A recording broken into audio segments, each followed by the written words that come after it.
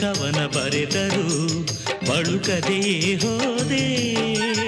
ನೂರೆಂಟು ಬಣ್ಣ ತುಂಬಿದ ಅಂದ ಇರಲು ಬರಿ 7 ಬಣ್ಣ ಹೊಗಳಲು ಸಿಹಿ ಸಮಯವ ಕಳೆದೆ.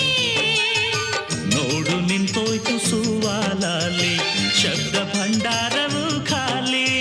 ಅಯ್ಯೋ ಪ್ರಯಾಣದ ಕೈಯಲ್ಲಿ ಇರುವ ಚಿತ್ತಾರ ಲೇಖನಿ ನಾನು.